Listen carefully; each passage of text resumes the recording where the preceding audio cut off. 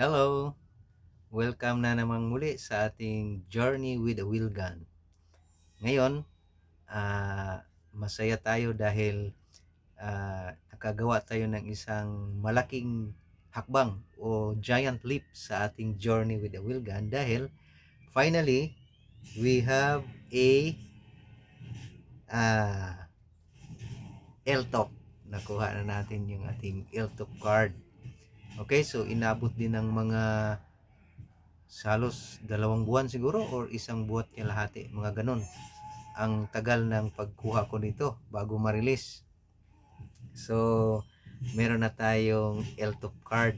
So one giant leap, one giant step sa ating journey sa ating interest na sana hopefully maka-acquire ng wheel gun or revolver. So, ano ba ang ginagawa ko para makakuha ng LTOP? Okay? So, itong case ko kasi, kaya siguro tumagal to ng mga ganun. Halos isa't kalahating buwan or baka 2 buwan. Dahil maraming requirements na nagkalituhan. Minsan mali yung nasubmit yung requirements. So, inulit. Kaya natagalan. Pero siguro, kung ah, maayos naman, dire-diretso yung mga requirements, yung lahat ng mga nasubmit na requirements ay maayos lahat, baka mga buwan lang siguro ang abutin. So, ang ginagawa ko para makakuha ng LTOP, ano ko dito, para ma-share naman natin sa ating mga kababayan na kapareho ko rin na nag-uumpisa lang at wala pang kaalam-alam paano. So, ang unang ginagawa ko para makakuha ng LTOP ay ah, nag-research muna ako tungkol sa batas natin sa baril, yung RA 10591. So, tinitingnan-tingnan ko doon ano ba yung mga requirements kung halimbawang kukuha ka ng LTOP. So, nung nakita ko doon, ah, para malaman ko talaga ng aktual kung ano ang gagawin, pumunta ako sa, pagkatapos kong mag-research, magbasa-basa, pumunta ako sa isang one-stop shop. Ang pinuntahan ko na one-stop shop doon sa MOA, Pasay. Meron sila doon, mayroon silang one-stop shop doon. Lahat ng mga agency ng gobyerno na gusto mong magkaroon ka ng transaction na sa isang ano lang, isang shop lang. Kaya one-stop shop. Tapos kasama na rin doon yung PNP para kung gusto mong kumuha ng LTOP. So doon ako pumunta. Pagpasok ko doon, unang punta ko doon, naghahanap muna ako, nagtatanong-tanong muna ako ano bang kailangan gawin, ano bang mga requirements. So, ayun, nabigyan ako ng listahan ng mga requirement, checklist, kasama na doon yung birth certificate, yung 2x2 pictures na may pangalan, yung may kailangan din ng proof of income, tapos certificate of employment, birth, ano pa ba, proof of billing, tapos proof of income, tapos yung application form mismo na pifill upan mo. So, kasama na rin yung mayroon din doon na national police clearance. Yung kailangan national police clearance. Tapos, neuro exam, tapos gun safety seminar certificate, lahat yon. Pero yung mga application form, tapos yung national police clearance, saka neuro exam, at saka yung gun safety certificate, seminar certificate, doon na yun makuha sa doon sa one-stop shop. So ang kailangan mo lang dalhin yung birth certificate, yung proof of employment, proof of billing, pictures, 2x2. So pagpunta doon sa one-stop shop, nagtanong ako, binibigyan ako ng form. Binibigyan ako ng form na fill upan, tapos kailangan manotarize yon. Fill upan mo yung form, mamili ka doon kung anong ilalagay mo doon, isa doon kung anong ilang years ang expiry na gusto mo. Kung gusto mo 10 years, may pipirmahan ka ring parang affidavit. Nasa kanila na lahat yun, ibibigay na lang yun sa'yo, i-fill upan mo lang, nandoon na yung mga form. Tapos, pag na fill upan mo na lahat yung application form na yon, ipapanotarize yon, pero meron na rin silang nag-notarize na rin sila doon sa one-stop shop. Tapos, pag na-notarize na yon, meron ka ng form, kukuha ka na rin ng National Police Clearance, nandoon lang din. Pag natapos na yon, kung kumpleto na yung mga requirements mo, mag-open ka na ngayon ng account mo doon sa uh, if e if EU app. Mag-open ka ng account, pero doon ka nila ipa-open ng account sa eGov na app, eGov na application, eGov app. I-download mo yon, eGov, tapos nandoon yung mga agency ng gobyerno, government agencies, pupunta ka doon sa PNP, tapos sa PNP pupunta ka sa IFEU, Firearms and Exclusives Unit, PNP. Doon mo i-open yung account mo.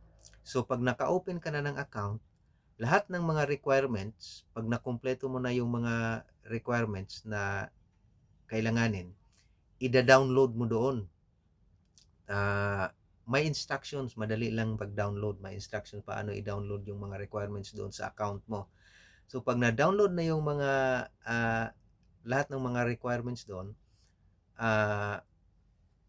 pupwede ka nang i-schedule ka na for neuro examination at saka drug test. So, yung sa akin kasi, nung unang punta ko, kulang yung requirements. So, ang ginagawa ko, dahil wala naman akong kaalam-alam, pumunta lang ako doon para malaman ko lang kung anong requirements, anong proseso. So, unang pagdating ko doon, binigyan ako na nung form, pinilapan ko na, pero hindi ko naka-open na ako ng account sa IFEU, pero hindi ko na upload lahat yung mga kasi kulang yung requirements ko. So, ang ginagawa ko, bumalik na naman ako ng panibagong araw. So, ito pala, pag kumuha ka ng LTOF, kailangan, kung lalo na kung may trabaho ka, kailangan mo lang talagang paglaanan ng oras. So, ako sa case ko, nag-leave talaga ako sa trabaho para makakuha. So, ang ginagawa ko, dahil kulang yung requirements, naglaan na naman ako ng uh, ilang araw bago makapag-leave ulit para bumalik. Kaya, yun ang dahilan bakit natagalan yung sa akin. Kaya umabot ng halos mahigit isang buwan. Mahigit isang buwan. Pero, yun nga, sa sinabi ko na kanina, kung siguro, kung kumpleto yung requirements, maayos lahat ng requirements, baka hindi ganun katagal katulad nung sa akin. So, dahil bumalik na naman ako, nung pagbalik ko, na kumpleto ko na yung requirements, na-upload ko na lahat, ang isa sa mga dahilan bakit natagalan ako kasi pag government employee ka pala, hindi pala sapat na ang isubmit mo lang is yung certificate of employment. Ang kailangan pala, kung may plantilla position ka na, permanent ka na, kailangan yung oath of office mo, yung appointment mo, certificate of appointment sa plantilla position. Yun pala ang isasubmit mo doon. So, meron naman tayong mga copy doon, mayroon namang bibigyan naman tayo ng copy doon. So, kaya pala, nung una, nagsubmit ako ng certificate of employment, nagtaka ako, bakit hindi tinanggap? Bakit submit ulit, pina-resubmit. Sabi ko, ano bang kailangan dito? Bakit, anong klase bang, akala ko, matagal na hindi updated. Pero tinignan ko, updated naman yung certificate of employment ko kasi kakukuha ko lang. So, bakit hindi? Yun pala, hindi ko nakita, nandoon sa baba pala, ano yung dahilan, bakit hindi nila tinanggap yung certificate of employment. Kasi ang kailangan pa nila, yung certificate of appointment. Kaya, yun, natagalan din, isa yun sa nagpatagal sa akin. Pero, nung masubmit ko na yun, naibigay, na kumpleto na yun, kaya doon na, nag-pop up na yun na schedule na ako for neuro and drug test. So, doon sa neuro and drug test, magbayad ka ng neuro, magbayad ka ng drug test, doon lang din sa one-stop shop na pinuntahan ko. Pagkatapos magbayad, unfortunately, inabot ako ng cut-off kasi ang neuro exam pala doon sa MOA na one-stop shop, ang schedule nila is alas 10 hanggang alas 2 lang or alauna ng hapon. So, lumampas ako doon kaya hindi ako nakapaschedule kaya bumalik na naman ako. So, ng ibang araw. Pero nung maka-schedule na, nagbayad na ako na neuro, yung neuro exam medyo mahaba. Aabot ng yung sa case ko kasi wala namang time limit kung ilang oras mo tapusin yung neuro. Kaya sa akin, sinagutan ko ng maayos. Sinasigurado kong papasa ako para hindi na ako pabalik-balik.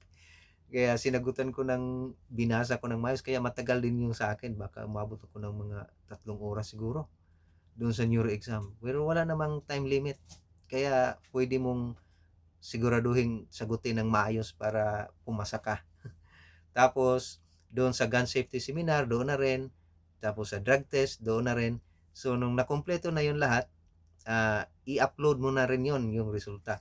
Yung result ng neuro exam, hindi yun makukuha agad. Aabot pa ng mga 2 linggo yun, maximum. So, yun na lang, hinihintay ko na lang yung result ng neuro.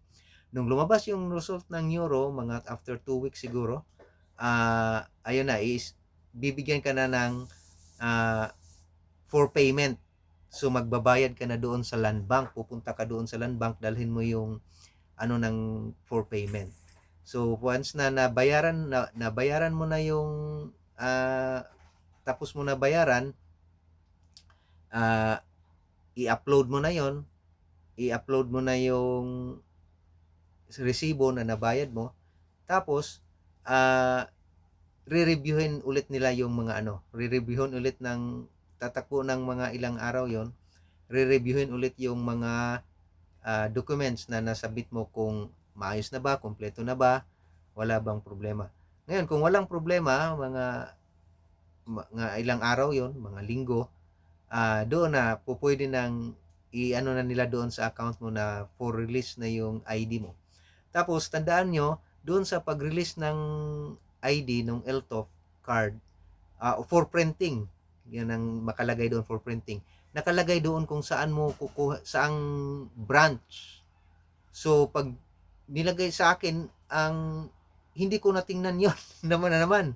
So, akala ko dahil doon ko sa MUA one-stop shop pinaprocess yung pag-apply ko, akala ko doon rin ipiprint yung card ng sinabihan na ako na ready for printing na. Pagdating ko doon sa MUA, hindi pala doon kasi nakalagay pala doon kung saan mo siya ipaprint, kung saang branch ka pupunta. Ang nakalagay pala sa account ko doon is dito sa Krame, sa Camp Krame. Kaya hindi daw nila pwedeng i-print doon kasi kung saang branch, doon daw magpi-print kasi hindi daw nila ma-print doon kung hindi doon ang branch na nakalagay doon sa mo, sa account mo. Kaya ang ginagawa ko, pumunta akong Krame. Pagdating ko ng Krame, sa printing na, napakabilis lang. Baka wala pang 10 minutes. Wala pang, natapos na, nakuha na.